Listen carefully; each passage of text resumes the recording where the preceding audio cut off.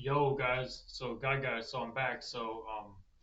Sorry, I've been gone for so long. I've been definitely focusing on other things other than the wealth transfer, but I am gonna get back into it. One of my friends, he contacted me and he said that he wanted me to do it for the month of September. He thought that there was a like secular, prophetic, and one of his old dreams had all pointed to the month of September. And I had recently like been rejected from joining the Ukrainian military, and I just wanted to kind of talk about all these things. So in my last video, I had mentioned that I was interested in going over to Ukraine. I think I was saying I was going to go talk crap to the Russians. So I mean, I can still do that. I got a passport now, but um, I'm just not in the mood to go, at least for this year. If I go over there, it would be like sometime later next year, because I'm just not motivated to go after this rejection. Because I mean, I feel like I feel like they didn't have a really good reason to reject me because I was a paratrooper in the army. Like I mean, I was in for a year and 10 months, so almost 2 years, and uh, I mean. I don't know what their reasoning was to reject me. They didn't say it, but I said basically like, well, take it easy. Hopefully the war will be over soon. Maybe it's because I said I was too religious, or not too religious, but I was a religious person, and that I thought that I was coming over there to fight for freedom and defend people, and maybe I just came across as like kind of a nut job or something. I don't know, but I don't think I did. But so I sent him this dream after I didn't talk about the dream or anything, but I did tell them about it, so the Ukrainians know about the dream that I had about Kyiv being defended. And again, you can check out my YouTube channel for this dream, and it basically like it's titled the same thing. And Basically like that's kind of what I wanted to say was that I'm getting back into the wealth transfer community. I tried to join the Ukrainian military, but they didn't want to accept me. So uh, basically like uh, I hit up the International Legion. They had me make a packet. I filled it out. I sent it back to them, and then they sent my information along with my DD 214, which is my Department of Defense form 2214, which is like your exiting documents that you get. It's like your record of your Army career. And on that, I have a pattern of misconduct designator. And so I'm thinking that I only had one unit hit me back to even interview for it. And that was that third assault group, which was like the Azov. They renamed it from the Azov battalion to this, which is like, I mean, I didn't apply directly to them because I didn't really like know about them. I had heard about them, but I haven't been closely following the war. But anyway, so they said that they were interested in interviewing me, and they sent me their link to their YouTube. And these guys are like clearing out trenches, and like they look like they're doing a lot of work over there. And I was excited to go, and you know, I'm a prophet, so I feel like I'll be 100% protected from any actual combat. Psalm 91, and it says 1,000 will fall by your right hand and 10,000 at your left hand. The battle's not gonna even come near you, or death won't even come near you, something like that. And so I was motivated to go. I'm like I mean, maybe it's main character syndrome or whatever, but like I feel like I have prophecies working on my life, and I didn't talk about any of this stuff with them. I just said I'm religious. I'm here. I'm trying to join to defend Ukraine against the Russians. Um, and I don't know. They didn't tell me their reasoning for not selecting me. So I'm gonna have to assume it's because I have a pattern of misconduct designator, and also I said I was religious, which maybe they don't get too many candidates that say that the reasons that they're joining a war is because they're religious. So that's the only two red flags that they knew about me, was that I said I was religious, and I just kept it at that. And that I said that in my DD 14 I had a pattern of misconduct, and so and how I got the pattern of misconduct was basically like I was accused in the army. I feel like I'm going over my life story, but it wasn't in the army. accused me of something that I proved that I didn't do, but in the process of them accusing me of doing it, they treated me so badly. Um, I ended up getting into an argument with an officer, and they put me on extra duty. Which, if you don't know anything about the military, extra duty is when you are on a punishment to work longer hours. And so I was getting 4 hours of sleep for 2 weeks.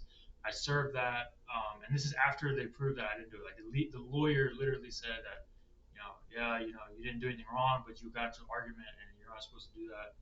And so you're disrespecting an officer, and uh, they have a right to punish you for these 2 weeks. And so I did the punishment, and on my last day, I packed my bags. It was like I had one day left of the extra duty, so I did the 13 days. And on the 13th night, I packed up my bags into my car and drove down to Florida for 3 weeks, and basically like uh, camped out of my car and chilled at the beach for 3 weeks. And this was I found out later that I ran because I didn't have like I wasn't checking my phone like at all. I put it on mute and just like didn't look at it and was just kind of like chilling. And I found out like through the like a news channel actually just and sitting in one of the like fast food joints that Iran and USA were like having political drama, might be going to war. I didn't even think anything about it, and and they were calling me and telling me that they were going to go fight this war, and I thought they were lying to me. You know what I mean? To try to get me to go because I hadn't seen the news at that point, and it finally kind of clicked later once I saw the television that they actually were potentially going to go, and they ended up loading them on planes and taking them off. But basically, like the unit I was at, they almost went to Iran by the time I was gone. So that's an interesting coincidence. That even if they would have went, I would not have been in any danger because I had left the military for a brief. Like I went AWOL basically like right before that drama happened. So I find that interesting.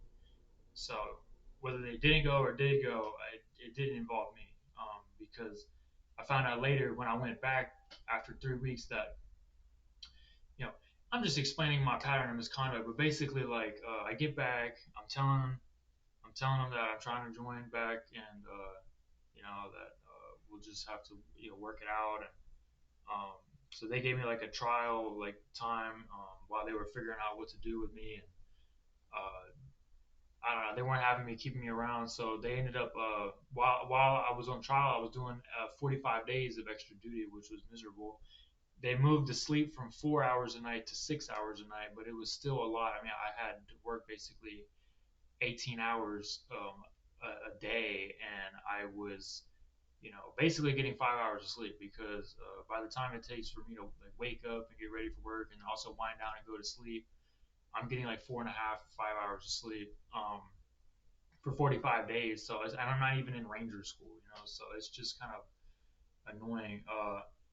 And so they ended up, you know, kicking me out, and they put a general discharge under honorable conditions with a pattern of misconduct designator.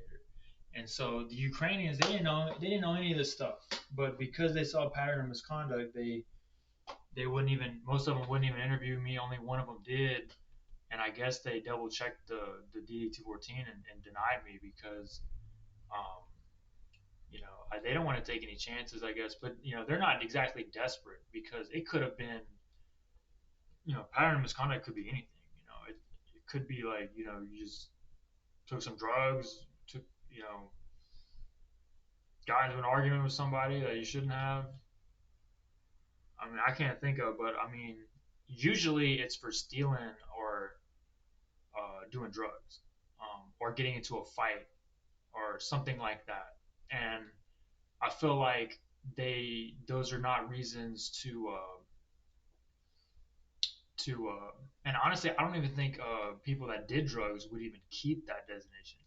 I'm not sure. Honestly, I really don't know what they usually get, but none of those things are going to involve people being on the front line of a trench warfare system. I feel like if they're desperate, they would take people like that.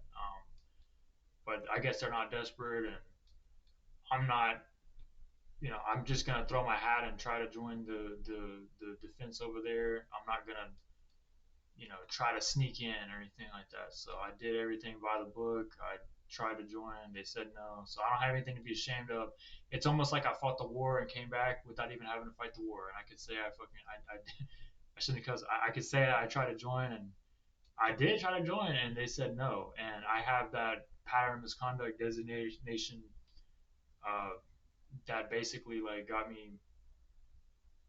I mean, maybe I'm salty because they rejected me, but I said it was like having an unattractive person reject you from you trying to date them or something like that. It's like, yeah, it always hurts to be rejected because I don't really want to go fight in Ukraine. I want to go defend the Ukrainians, but I'm not looking forward to that lifestyle. For they wanted a 3-year contract.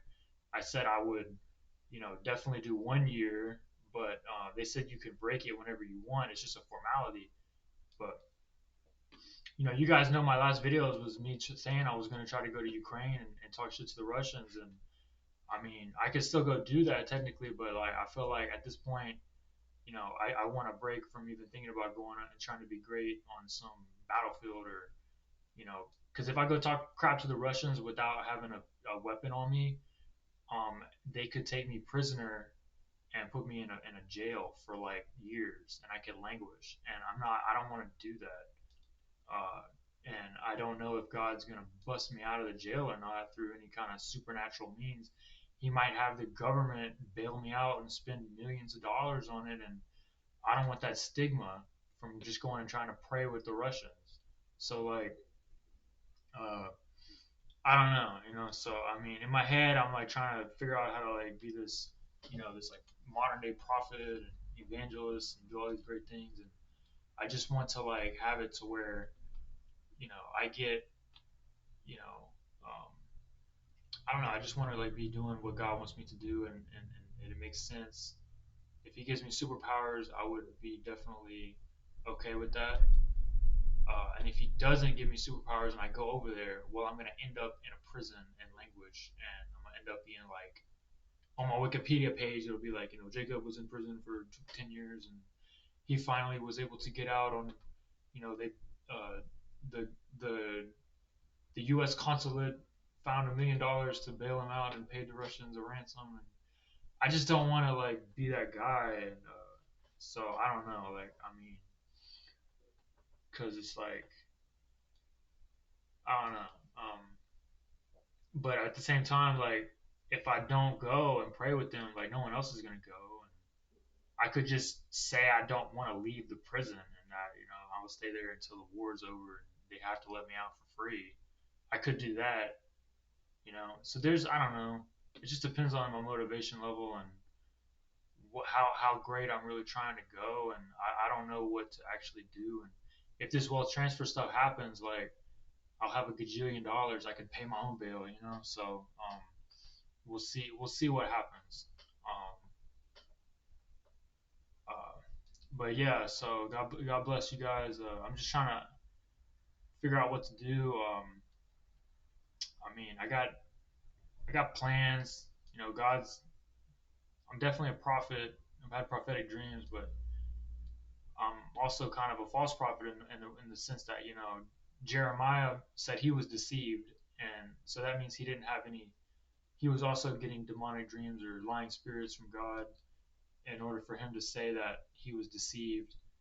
Uh, because in the Bible, Jeremiah was a true prophet, but yet he said he was deceived by God. So like I'm repeating myself, but basically like that's actually pretty significant to my life because that's how I feel about this. Is that like yeah, I've had some stuff from God that I know is from God, but like I don't have any discernment. No one really has any discernment, and we're getting bombarded with all these spiritual things. And since I quit the wealth transfer, I haven't had a single financial drain, which I find is significant. It's been months. It's been like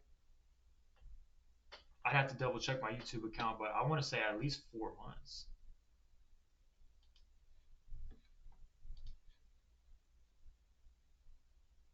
What is that?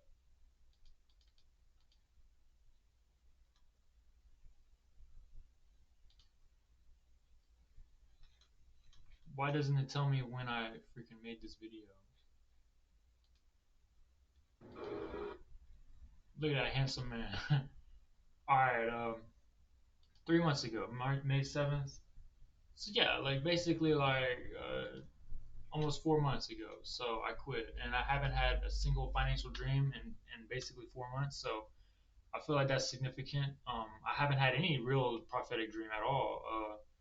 I think I had like one slightly about Joe Biden, but he was basically just saying that people need to like have kids because the birth rate's down, and that stuff like that is just not even. It doesn't even feel like it's prophetic in the sense that like you know if I were to interview him and he'd be aware of it and maybe he would say that. Uh, but it's just not really like a high level prophetic dream at all. And so I didn't even write it down in my journal. And I personally don't want dreams like that that are just not really worth my time and stress level. Uh, so,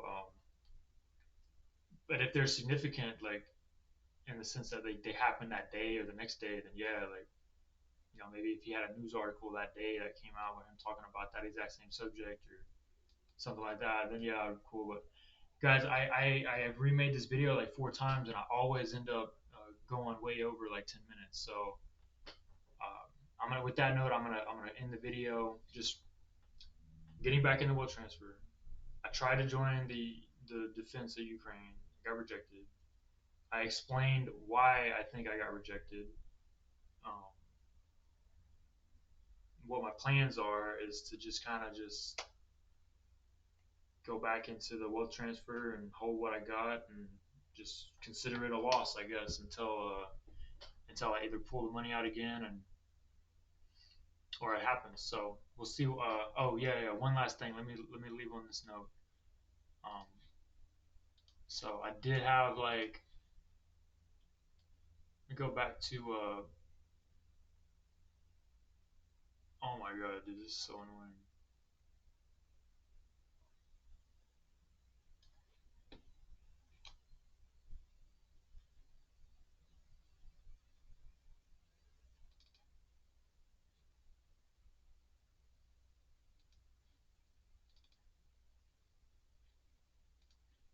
Give me a second here. All right, so February 24, I had a dream. This was right during. This was the.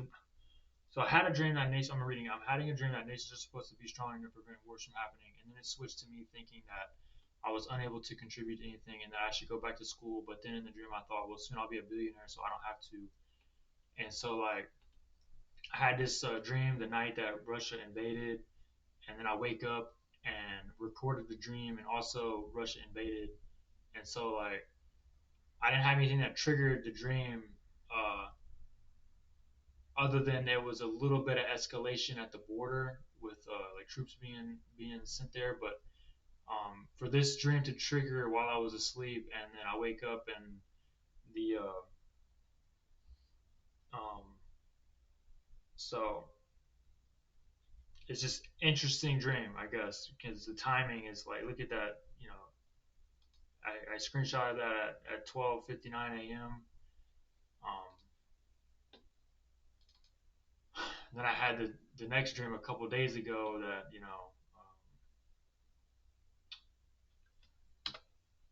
basically it said that Kiev will be defended, the fighting will move to the countryside, and be an infantry defense with a lot of armored vehicles in reserve at the capital in the near future. So it's definitely an infantry defense, and they are, you know, I just saw on the news Leopard tanks headed to Ukraine right now. They've been getting more and more armored vehicles. And this is one of the few dreams that I've had that came true in such a short and specific time that involve a lot of people. So, and not just me. So, um, this is probably like my career highlight as a prophet or a prophetic dreamer right now. So, because I don't exactly hear from voices from the Lord, but I do get dreams every now and then from Him. I don't know how I feel about it. It's awesome, but at the same time, it's extremely stressful because not every single one of them. I can't trust every single one of my dreams, which is unfortunate. I just have to write them down and you know keep trying to be righteous, and hopefully I get a good dream. And if not, then at least I'm honest about it. But yeah, guys, so I'm gonna end the video. So God bless. God guy out. Y'all take care.